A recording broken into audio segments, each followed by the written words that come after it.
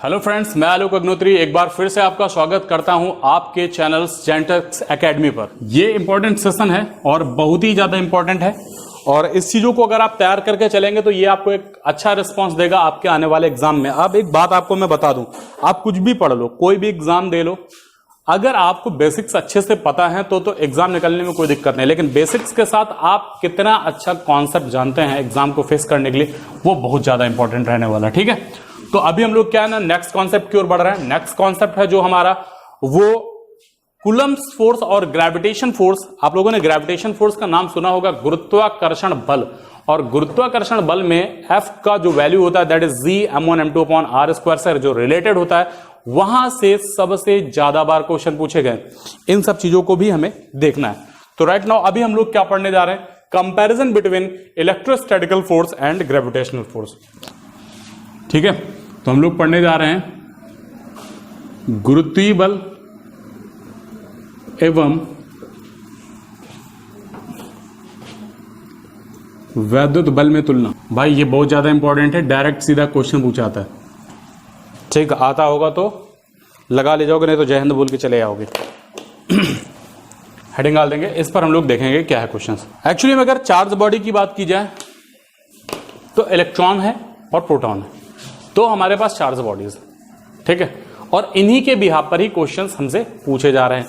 तो सबसे इंपॉर्टेंट चीज है ये कि हम इन्हीं पर ज्यादा अगर फोकस कर लें तो यही आपको मिल जाने हैं। ठीक है, तो अगर हम बात करें फॉर 2 इलेक्ट्रॉन्स की, सबसे पहले हम लोग बात करने जा रहे हैं बिटवीन 2 इलेक्ट्रॉन्स। अगर 2 इलेक्ट्रॉनों को देखा जाए तो इन पर जो क्वेश्चंस आए उनको हम लोग देख लेते हैं। ठीक है, तो फॉर 2 इलेक्ट्रॉन्स, अगर 2 इलेक्ट्रॉन का बीच का देखें तो ग्रेविटेशनल फोर्स, गुरुत्वीय बल, इलेक्ट्रोस्टैटिकल फोर्स, इनके बीच में हम लोगों को कंपैरिजन लेके चलना है।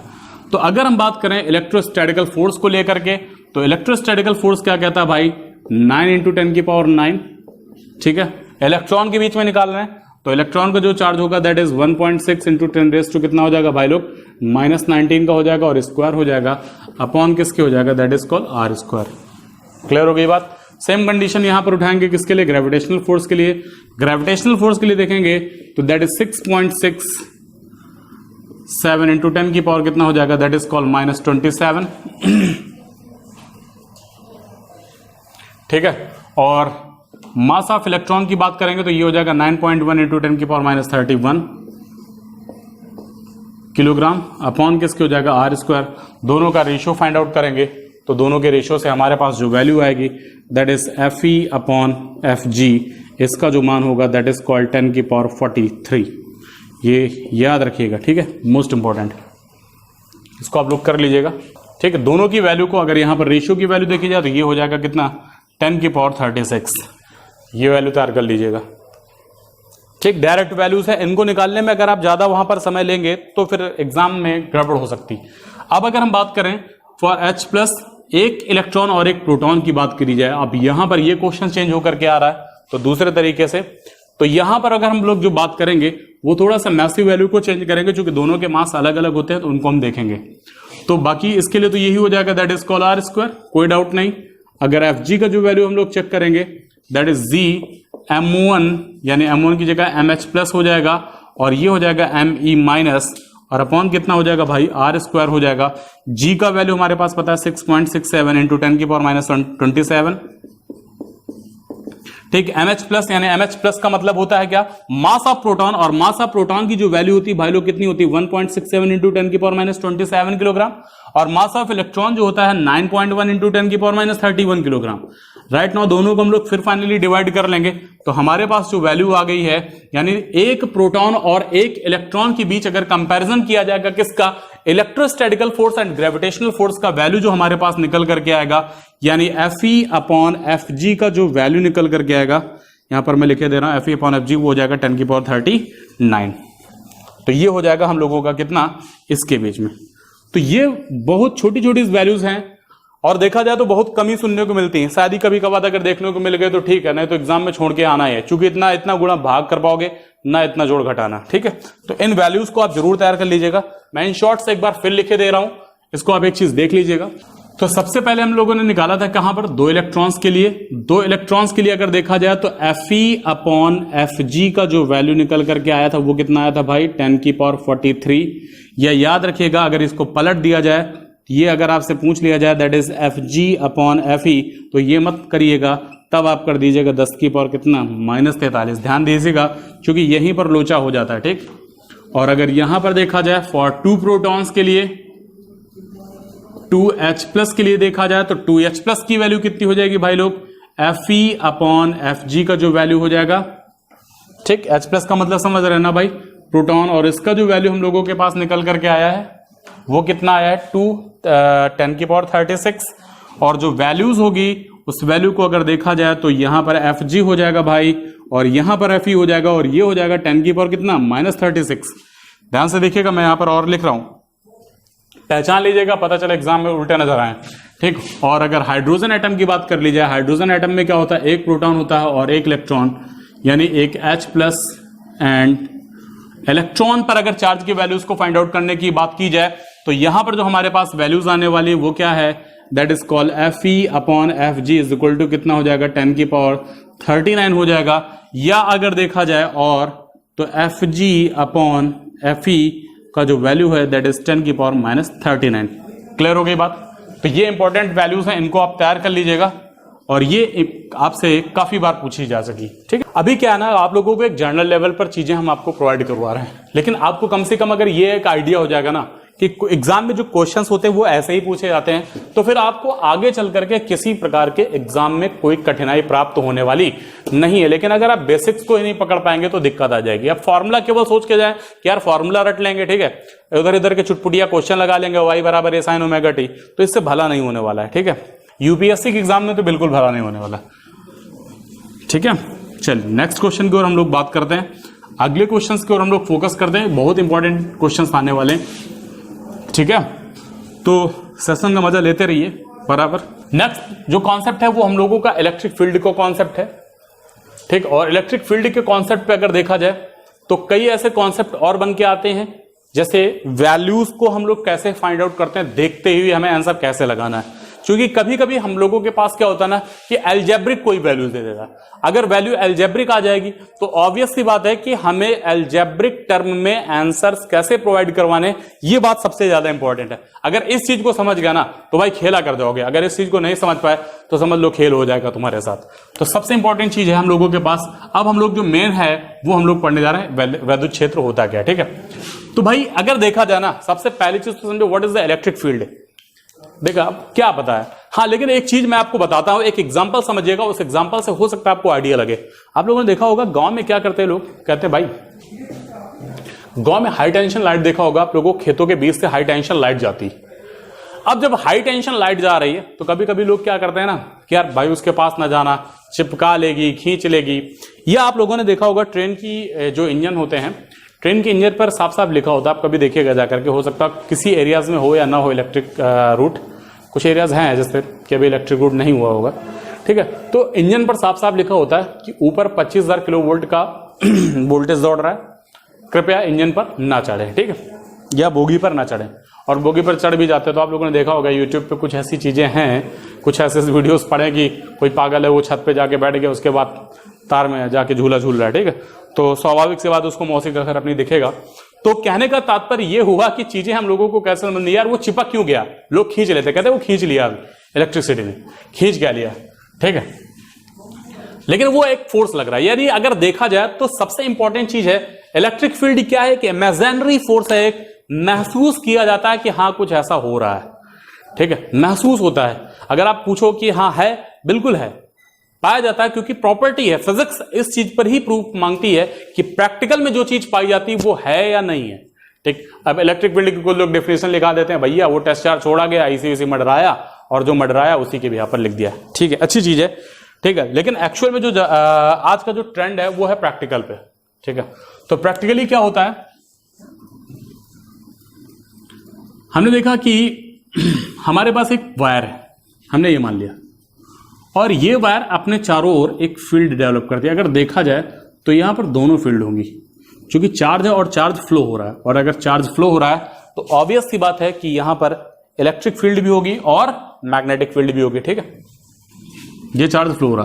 तो इसकी सराउंडिंग में अगर देखा जाए तो सराउंडिंग का मतलब होता है ये सराउंडिंग, ये सराउंडिंग, ये सराउंडिंग। मैं अभी आपको एक प्रैक्टिकल बताता हूं, आप वो प्रैक्टिकल करके देखिएगा, आपको मजा आने वाला है। ठीक है, तो ये चारों ओर एक इमेजिनरी फोर्स फील करेगा। अगर यहां पर किसी भी चार्ज बॉडी को डाल दिया जाएगा तो वो अपनी हरकत शुरू कर देगा। अगर हरकत हो रही है तो इसका मतलब वहां पर बल लग रहा है, अगर हरकत नहीं हो रही है तो वहां पर बल नहीं लग रहा है। इस चीज को याद रखिएगा, ये बहुत ही ज्यादा इंपॉर्टेंट। ठीक है, तो इसका मतलब है अगर देखा जाए कि अगर भी किसी भी टेस्ट चार्ज, मान लेते हैं हमारे पास कोई टेस्ट चार्ज है, हमारे पास कोई क्या है, टेस्ट चार्ज। ठीक, हमारे पास कोई टेस्ट चार्ज है और इसकी वैल्यू कितनी है भाई, that is called Q not. ठीक, तो उस पर फोर्स लग रहा है। तो इसका मतलब है अगर वैल्यू को चेक किया जाए तो E इज इक्वल टू, अगर देखा जाए तो इलेक्ट्रिक फील्ड को हम लोग किससे दिखाते हैं, E से, और E का जो वैल्यू हो जाएगा that is called F upon Q not. ठीक, E का वैल्यू किसके बराबर हो जाएगा भाई लोग, F अपॉन क्यू नॉट के बराबर हो जाएगा, ये वैल्यू हो जाएगी। ठीक है, और क्यू नॉट का वैल्यू जो हो जाएगा दैट इज कॉल्ड 1 कूलम्ब हो जाएगा। Q का वैल्यू किसके बराबर हो जाएगा, दैट इज कॉल्ड 1 कूलम्ब के बराबर हो जाएगा, है ना। क्यू नॉट का वैल्यू अगर 1 कूलम्ब मान लेते हैं तो E का वैल्यू किसके बराबर हो जाएगा भाई लोग, F के बराबर हो जाएगा। ठीक है, तो इस चीज को याद रखिएगा, E का वैल्यू किसके बराबर हो जाएगा, F के बराबर हो जाएगा। तो वैल्यू को हम लोग यहां पर कई तरीके से देख लेते हैं, तो ये हो जाएगा। अगर हम यूनिट की बात करें तो E का जो यूनिट हो जाएगा, F का जो यूनिट होता है दैट इज कॉल्ड न्यूटन पर कूलम्ब के बराबर हो जाएगा। डायमेंशनल फॉर्मूला देख लेते हैं। न्यूटन का जो डायमेंशनल फॉर्मूला होगा दैट इज फोर्स का जो डायमेंशनल फॉर्मूला है, N/T की पावर कितना हो जाएगा, -2 कूलम्ब हो जाएगा, that is called IT, that is called 80। ठीक, जल्दबाजी करते ही ना करिएगा, अगर आपको पूरा रटा हुआ तभी आप आंसर दीजिएगा, नहीं तो समझ करके करिएगा, नहीं तो फिर बाद में समझने का मौका आपको मिलने वाला भी नहीं है। दैट इज ML, और ये हो जाएगा T की पावर, ये ऊपर जाएगा तो ये माइनस में हो जाएगा, दैट इज कॉल्ड -3 हो जाएगा, और ये हो जाएगा A की पावर -1। क्लियर हो गई ना बात, इस चीज को तैयार कर लीजिएगा। ठीक है, तो ये हो जाएगा इलेक्ट्रिक फील्ड। और इसमें सबसे इंपॉर्टेंट चीज तो ये है कि आपसे ये पूछा जाएगा कि इलेक्ट्रिक फील्ड चलती किधर से किधर की ओर है, कहां से बनती कहां से आती। ठीक, किधर को आती किधर को जाती। ठीक है, तो ये सबसे इंपॉर्टेंट क्वेश्चन बनने वाला है। ये तो एक नॉर्मल क्वेश्चन हो गया कि इसके बिहाफ पर जो क्वेश्चंस आते हैं, ठीक है, उनको हम लोग देख लेते हैं। जो अगला सेगमेंट है वो क्या है, positive and this is negative.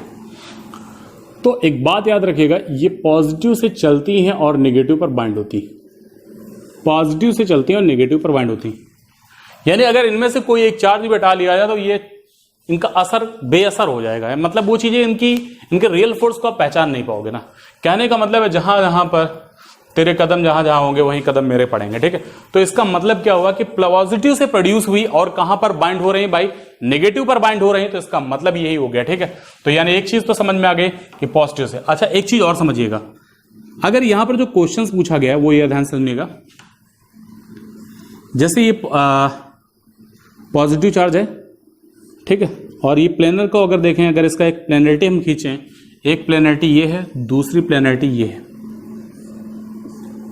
तो अगर देखा जाए तो रेडियली अगर इसको देखा जाए दिस इज, क्योंकि पॉजिटिव से निकलती हैं तो ऐसी कंडीशन होगी। ठीक है, और अगर नेगेटिव की बात की जाए तो ये नेगेटिव का है। ठीक, इनवर्ट। इसमें क्या हो रहा है, रेडियली आउटवर्ड। ध्यान से सुनिएगा, रेडियली का मतलब होता है रेडियस, रेडियस का मतलब होता है त्रिज्या। ये अगर देखा जाए तो त्रिज्यीय बाहर की ओर है और ये त्रिज्यीय अंदर की ओर। This is radially outward and this is radially inward. एक ऐसा क्वेश्चन जरूर पूछा जाता है कि आपको आइडेंटिफाई करना होगा कि जब भी लाइन ऑफ फोर्सेस चलती हैं तो वो कैसी होती हैं। पॉजिटिव के कारण रेडियली आउटवर्ड माने त्रिज्य रूप से बाहर की ओर, और यहां पर क्या हो जाएगा, त्रिज्य रूप से अंदर की ओर। ये क्वेश्चन समझ पाए। ठीक है, तो एक क्वेश्चन अपने आप में ये भी हो जाता है क्योंकि ये क्वेश्चन कई बार पूछा गया है। ठीक है, दूसरी चीज अगर आप देखिएगा, दूसरी जो खास प्रॉपर्टी होती है, खास प्रॉपर्टी में जो पूछा गया वो ये है कि जो इलेक्ट्रिक लाइन ऑफ फोर्सेस होती हैं, ध्यान से सुनिएगा, इलेक्ट्रिक लाइन ऑफ फोर्सेस जो होती हैं उनकी प्रॉपर्टी में जो मोस्ट इंपॉर्टेंट प्रॉपर्टी है, ये क्लोज लूप नहीं बनाती हैं। यानी ये कैसा बनाती है, ओपन लूप। ये ओपन लूप होती। ध्यान सुनिएगा, मैंने दोनों वर्ड बोले हैं क्योंकि खेल आप रट के जाओगे कहां पर, ओपन का, और खेल आपके साथ करेगा किसका, क्लोज्ड का। This is open loop. Open loop का मतलब होता है खुला वक्र। और ये खुले वक्र का मतलब आज तक समझ में ना आया, खुला कैसे होता है ना। तो ये मोस्ट इंपॉर्टेंट चीज़ है। तो पहले आप लोग इस चीज़ को नोट डाउन कर लीजिए, समझ लीजिए। ये ओपन लूप का बिहेव करती हैं कौन, इलेक्ट्रिक फील्ड। यानी इसका मतलब है अगर देखा जाए, एक क्वेश्चन से समझते हैं, क्योंकि ये एग्जाम में आ चुका है ये क्वेश्चन, ठीक है। अगर हम इसको समझ लेंगे ना तो ये हमें काम कर देगा। अगर देखा जाए तो हमारे पास दो लूप्स दिखाई दे रहे हैं, ठीक है। अब इनमें हम कैसे पहचानेंगे ये क्लोज लूप है, ओपन लूप, ठीक है। और फिर उसके बाद ये पहचानना होगा, अगर ऐसे देखा जाए तो अभी आपको लग रहा है कि दोनों ही क्लोज लूप हैं, कहीं से खुले नहीं है, ठीक है। लेकिन अगर हम इसको एक थोड़ा सा दिखा दें, यानी एरो के द्वारा आइडेंटिफाई करवाएं, तो अब हमें यहां पर पहचानने के लिए पूछा जाएगा कि अब यहां पर आप आइडेंटिफाई करिए कि कौन सा ओपन लूप है और कौन सा क्लोज लूप है, ठीक है। अब ये आइडेंटिफाई करना थोड़ा सा कठिन हो जाएगा। अब आप लोग चाहे तो इसको आइडेंटिफाई कर सकते हैं। मैं आपको एक नाम दे दे रहा हूं ए, और ये ऑप्शन हो जाएगा बी। अब इसमें से आपको जवाब देना है कि कौन सा ओपन लूप है और कौन सा क्लोज लूप, ठीक है। चलिए देखिए, ये हमारे पास ए है, इसको देखिए इधर गया समेट गया, लेकिन ये क्या हो रहा है, पूरा घूम रहा है। तो इसको हम लोग बोलेंगे दैट इज कॉल्ड खुला वक्र। थोड़ा प्रैक्टिकली समझेंगे ना तो ज्यादा मजा आने वाला है। ये हो जाएगा खुला वक्र, और ये कैसा हो जाएगा भाई लोग, बंद वक्र हो जाएगा, ठीक है। इसको हम लोग बोलेंगे बंद वक्र, यानी क्लोज्ड कर्व, सॉरी, है ना। अगर खुला वक्र हो जाएगा तो अब इसमें आइडेंटिफाई करने के लिए हो जाएगा। ये क्वेश्चन मोस्ट इंपॉर्टेंट है, एनसीईआरटी का क्वेश्चन है, कहीं शायद किसी एग्जाम में पूछा भी जा चुका है। अब हमसे ये पूछा गया कि बताइए कि इनमें से कौन सी इलेक्ट्रिक फील्ड और कौन सी मैग्नेटिक फील्ड। तो भाई एक बात मैंने आपको बताई कि जो वैद्युत क्षेत्र होता है वो कैसा होता है, that is called open loop, और जो मैग्नेटिक फील्ड होती है वो क्लोज लूप होती है। क्यों होती, कैसे होती, मैं अभी आपको ये बताता हूं, ठीक है। तो इसका मतलब अगर हम ये समझे कि ये वाला जो पॉइंट होगा वो कैसा होगा, पॉजिटिव वाला होगा, और ये कैसा होगा भाई लोग, नेगेटिव पॉइंट होगा, क्योंकि पॉजिटिव से प्रोड्यूस होती है और नेगेटिव पर बाइंड हो रही और कहीं रिटर्निंग तो ले नहीं रही। तो इसका मतलब ये दिखाएगा आपको कैसा है, इलेक्ट्रिक फील्ड का, ठीक। ये हो जाएगा वैद्युत क्षेत्र, this is electric field, right now बात आप समझ चुके होंगे। लेकिन मैग्नेटिक फील्ड ये हो जाएगा आपका कौन सा, चुंबकीय क्षेत्र। कैसे होता है मैं भी आपको समझा रहा हूं, this is called magnetic field. लेकिन कैसे, ये जानना जरूरी है भाई। देखो ये बात तो यहां से समझ में आ गई कि नॉर्थ हो जाएगा और साउथ हो जाएगा, लेकिन इसको हम लोग कैसे चुंबकीय क्षेत्र दिखाएंगे। तो मैं आपको एक बात बताता हूं, मैं इसको हटा दे रहा हूं, फिर आपको ये समझाता हूं कि ये कैसे हुआ, ठीक है। चलिए देखते हैं। अगर इसको ब्रेक डाउन करें, ये क्वेश्चंस हैं सब भाई, अगर ये क्वेश्चन को अगर आपने हल्का सा भी हल्के में ले लिया ना तो समझ लो आप हमेशा हल्के नजर आओगे, ठीक। अगर आप देखें, आप लोगों ने मैग्नेट तो पढ़ाई होगा, 12th में आपके टीचर्स ने पढ़ाया भी होगा मैग्नेट, ठीक। अगर मैग्नेट को देखा जाए तो मैग्नेट के भाई लोग कितने पोल होते हैं, तो भैया दो पोल होते हैं, एक नॉर्थ पोल होता है और एक साउथ पोल होता है। मैग्नेटिक लाइन ऑफ फोर्सेस जो होती हैं भाई लोगों, वो नॉर्थ से प्रोड्यूस होती हैं और साउथ पे खत्म होती हैं। यहां पर अगर देखा जाए तो नॉर्थ से प्रोड्यूस हुई और साउथ पर खत्म हुई। लेकिन अगर इंटरनली बात करें तो ये किधर से किधर की ओर चलती हैं, साउथ टू नॉर्थ चलती हैं। ध्यान से देखिएगा, साउथ टू नॉर्थ चलती है। इसका मतलब अगर देखा जाए कि ये अपने आप में क्या बना रहे हैं, क्लोज लूप बना रहे हैं। तो एक बात ये तय हो गई कि जो मैग्नेटिक फील्ड होगी वो कैसा बनाती है भाई लोग, क्लोज लूप बनाती है, और जो इलेक्ट्रिक फील्ड होती है वो कैसा बनाती है भाई लोग, ओपन लूप बनाती है। तो इस क्वेश्चन को याद रखिएगा, आइडेंटिफाई करने के लिए आएगा कि पहचाने इनमें से कौन सा इलेक्ट्रिक फील्ड का इलेक्ट्रिक फील्ड का पिक्चर्स है और कौन सा पिक्चर्स मैग्नेटिक फील्ड का, ठीक। तो ये दोनों चीजें बहुत ही इंपॉर्टेंट है और दोनों चीजों को आपको तैयार करके जाना ही रहेगा, ठीक है। तो इस चीज को आप आइडेंटिफाई करिएगा। प्रॉपर्टीज नंबर 3 पे जो हम लोग क्वेश्चंस बनाने जा रहे हैं वो और ज्यादा बेहतरीन होने वाला, ठीक है। चलिए देखते हैं प्रॉपर्टीज नंबर 3 पे क्या क्वेश्चंस बनेगा। प्रॉपर्टीज नंबर 3 उठाते हैं हम लोग। प्रॉपर्टीज नंबर 3 क्या कहती, अब ये देखने वाली बात। एक बात समझ लो, बहुत छोटी बात है और बहुत हल्की बात है और बहुत प्यारी सी बात है। समझ में आएगी तो अच्छी चीज है, नहीं समझ में आएगी तो और अच्छी चीज है। लेकिन मैं आपको एक बात बताऊं, आपको समझ में आएगी, ठीक। आप परेशान नहीं होइए, फिजिक्स आसान है। एक बात समझ लो, बहुत हल्की बात है। जिस चीज को आपने पढ़ना शुरू कर दिया फिर वो कठिन नहीं होती। ये मेरा खुद का अपनाया हुआ फंडा है। जब तक आप किसी चीज को नहीं छूओगे ना, या जब तक आप किसी चीज पर कलम नहीं चलाओगे, तब तक वो आपके लिए कठिन होती है। और जिस दिन अगर आपने कलम चलाना शुरू कर दिया, उसी दिन से वो हमेशा के लिए हल्की हो जाती है, ठीक। एक बात समझिएगा, बहुत प्यारी सी बात। सीधा मैं क्वेश्चंस पे इंप्लीमेंट्स कर रहा हूं क्योंकि क्वेश्चंस की ही बात करूंगा और क्वेश्चंस आप जितने अच्छे से कर लेंगे ना वही आपको बेनिफिशियल होने वाले आपके एग्जाम में। ठीक, आपको पता है आपकी बॉडी के अंदर भी कुछ ना कुछ फील्ड है, आपकी बॉडी के अंदर भी कुछ ना कुछ वोल्टेज है, वो कितना वोल्टेज है ये समझने वाली बात है, वो मैं आपको बताऊंगा। एग्जाम में अगर पूछा जाएगा तो मुंह फैलाया नजर आओगे। ठीक, क्वेश्चन के तौर पर हम इस प्रॉपर्टी को एक्सप्लेन करेंगे।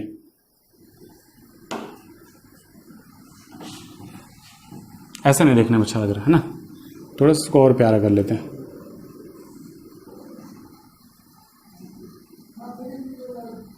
क्योंकि क्वेश्चन जितने प्यारे होंगे ना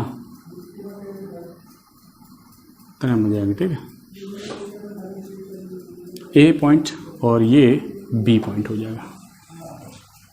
समझ गया भाई लोग, फिगर समझ में आ गया।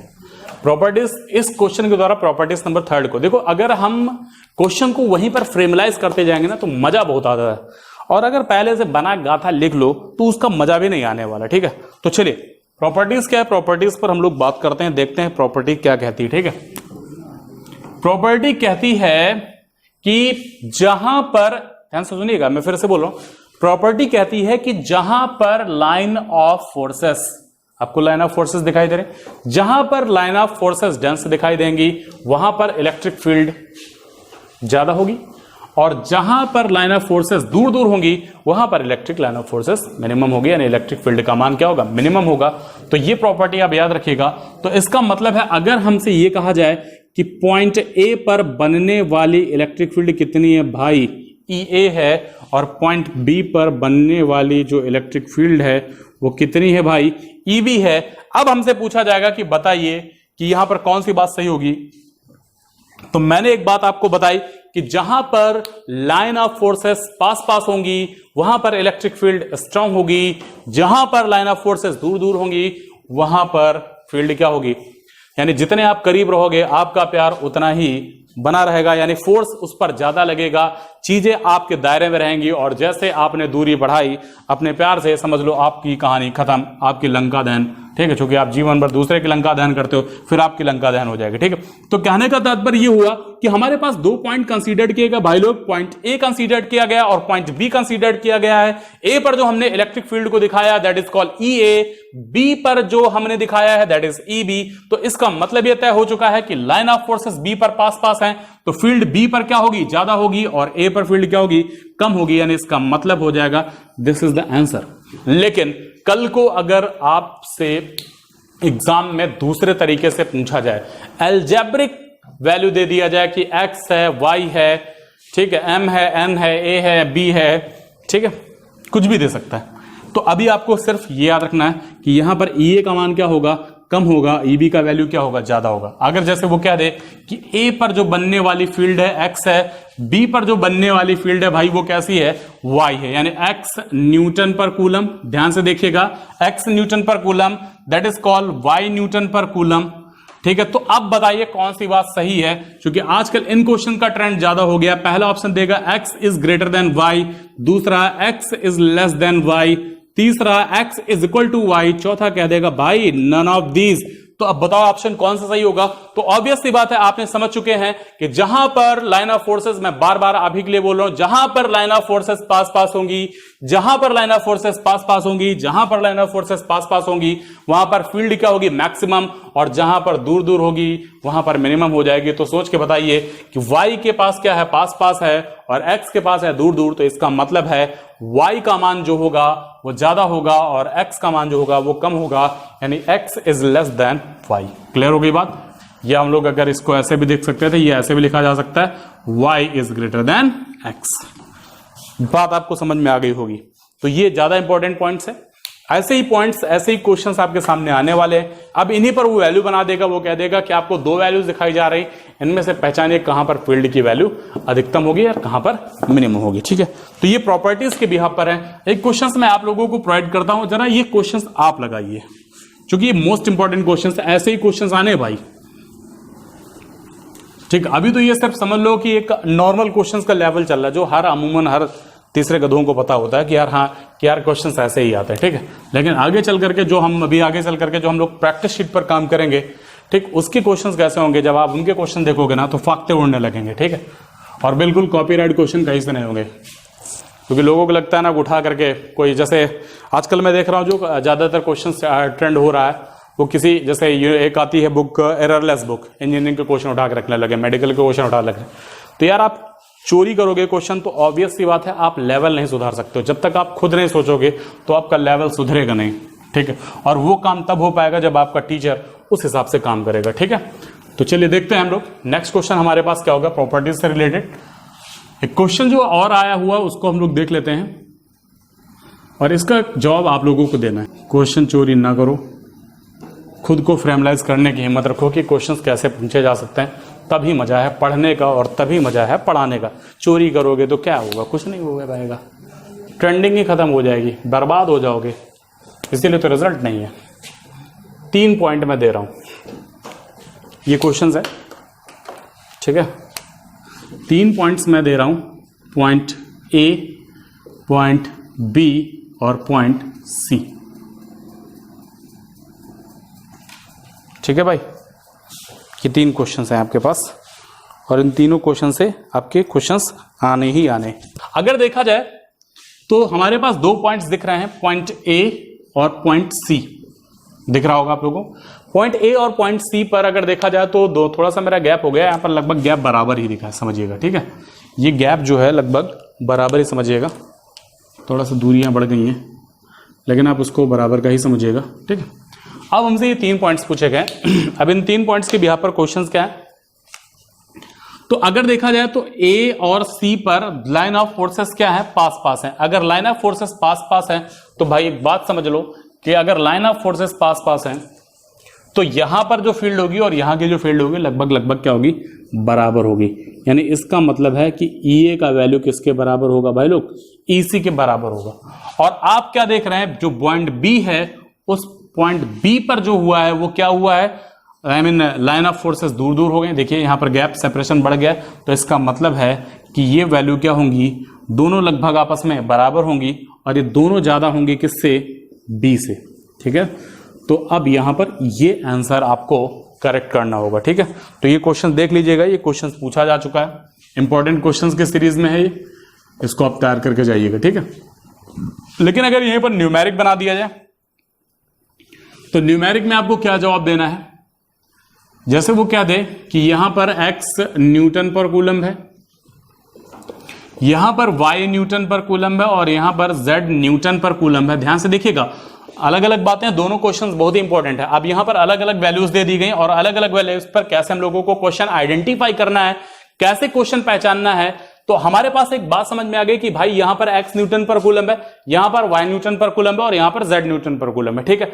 राइट नाउ तो अब हम लोग क्या करेंगे कि अगर x न्यूटन पर कूलम है तो हमने क्या देखा कि भाई x का वैल्यू और z का वैल्यू लगभग क्या आपस में बराबर है। तो इसका मतलब है कि जो x का वैल्यू होगा, ध्यान से देखिएगा, x का वैल्यू होगा वो क्या होगा, z के बराबर होगा। और इसका मतलब है कि y का वैल्यू, यानी यहां पर देखेंगे सेपरेशन क्या हो चुका है, बढ़ चुका है। तो सेपरेशन बढ़ने से वैल्यू क्या हो जाएगी, घट जाएगी। तो इसका मतलब है x बराबर z and this is greater then किससे, y से।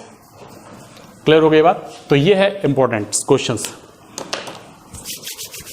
तो ऐसे ही क्वेश्चंस आपको मिलते रहेंगे और बहुत ही ज्यादा इंपॉर्टेंट है ये क्वेश्चंस, और इन क्वेश्चंस को आप तैयार करके जाइएगा ही जाइएगा, क्योंकि ये बहुत ही नेसेसरी और बहुत ही इंपॉर्टेंट क्वेश्चंस हैं, ठीक है। चलिए नेक्स्ट आते हैं हम लोग, नेक्स्ट क्वेश्चन का हमारे पास जो कॉन्सेप्ट है वो देख लेते हैं। अब आते हैं थोड़ा सा हम लोग इंपॉर्टेंट क्वेश्चंस की ओर। इंपॉर्टेंट क्वेश्चंस क्या है वो देखते हैं, समझिएगा।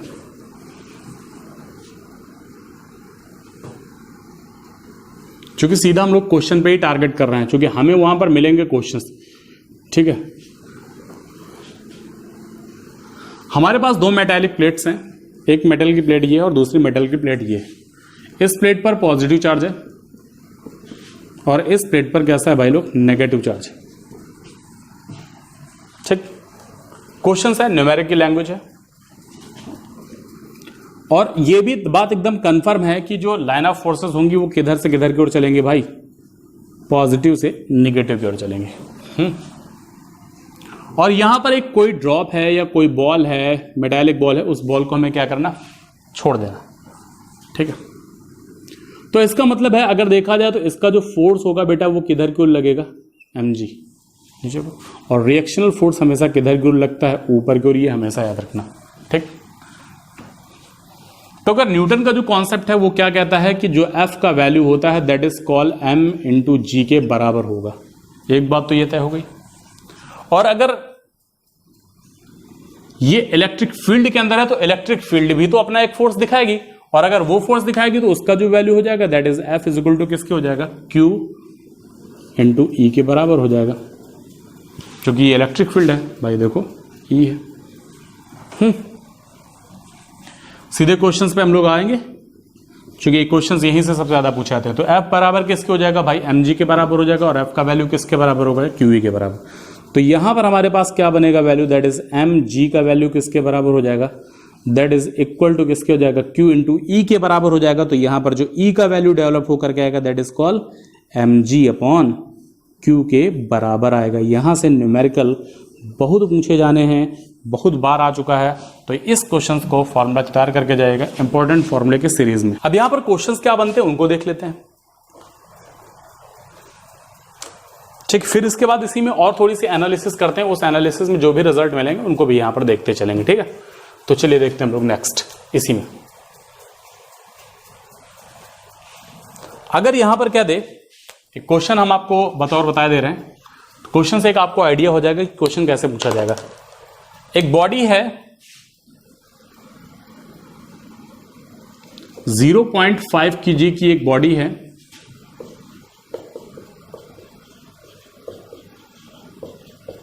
बॉडी पर 2 कूलम्ब का चार्ज है, 2 कूलम्ब का क्या है, चार्ज है। 0.5 किलोग्राम की एक बॉडी है, 2 कूलम्ब का चार्ज है। तो बताइए इलेक्ट्रिक फील्ड के अंदर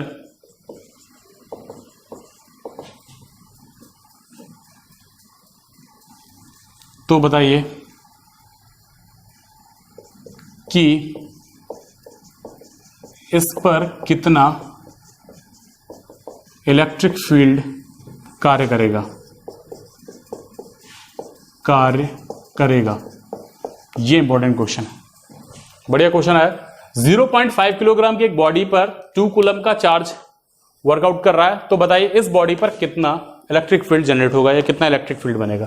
तो ऑब्वियसली बात, बहुत बढ़िया क्वेश्चन हो जाएगा। हमें जो वैल्यू दे रहा वो हम लोग तैयार कर लेंगे, दैट इज m का मान कितना दे रहा भाई लोग, 0.5 किलोग्राम, ठीक है। ये लिख लेते हैं, जो जो दिया जाए हमेशा न्यूमेरिक लगाने का सबसे बेस्ट कॉन्सेप्ट है, जो जो आपके पास दिया जा रहा हो पहले वो चीज आप एक जगह नोट डाउन कर लें, फिर उसके बाद आपको खुद ही आइडिया होने लगेगा कि यार भाई इसमें ये फॉर्मूला लगेगा, अगर इस फॉर्मूले का इस्तेमाल करेंगे तो हमारे आंसर्स इजी गोइंग सॉल्व हो जाएंगे, ठीक। तो m का वैल्यू हमारे पास कितना आ गया भाई लोग, 0.5 किलोग्राम, ठीक है।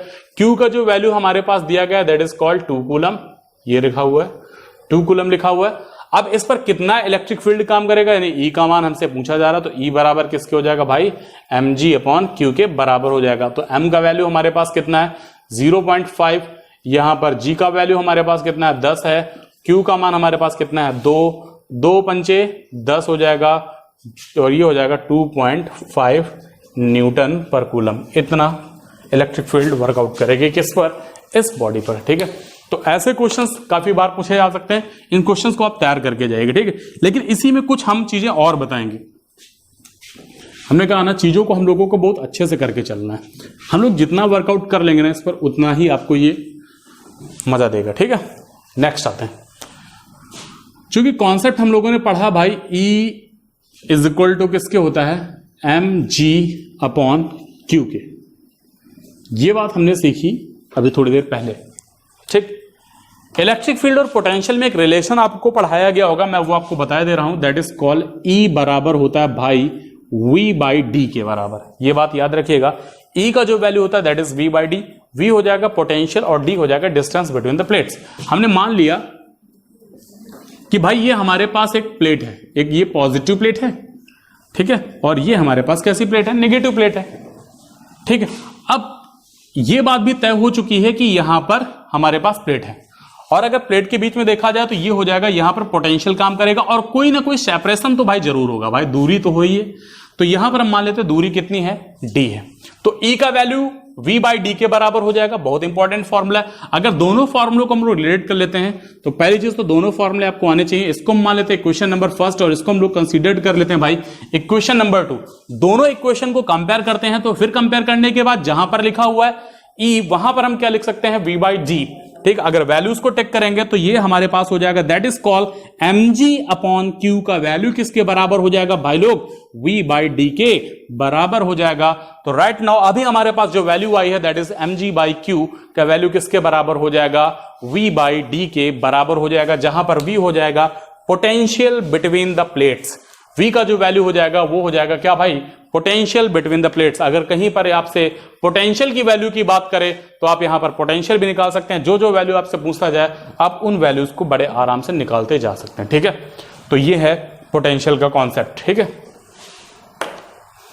इस पर अभी और भी ऐसे कॉन्सेप्ट हैं जो क्वेश्चंस काफी को क्वेश्चन को बहुत ज्यादा बेहतरीन बना देते हैं। लेकिन होता क्या है ना कि हमें उतने लेवल पर जाना, हमें लेवल कितना देखना है। ठीक है, तो फर्स्ट ऑफ ऑल सबसे इंपॉर्टेंट चीज है हमें एक अपना लेवल निर्धारित करना, और लेवल निर्धारित करने के बाद हम कितना उस पर जबरदस्त चीजें अप्लाई कर सकते हैं वो देखना बहुत जरूरी। तो ठीक, तो ये हो जाएगा mg by q is equal to किसके हो जाएगा, v by d. Same problem ये मिल्कन्स और ड्रॉप एक्सपेरिमेंट में भी एक क्वेश्चन बन के आ जाता है, तो उस क्वेश्चन को भी यहां पर डिस्कशन कर लेते हैं। ठीक, इसी भी यहां पर तो ये हो जाएगा e का वैल्यू किसके बराबर हो जाएगा, mg बाई क्यू, और e का जो वैल्यू हो जाएगा that is v by D. तो हमारे पास हो जाएगा overall value mg upon Q बराबर किसके हो जाएगा, v बाई डी के बराबर। ठीक है, तो ऐसी सीरीज आपको और आगे मिलती रहेगी। ठीक है, चीजों का मजा लेते रहिए, एंजॉय करिए और चैनल को सब्सक्राइब कर दीजिए। Thank you.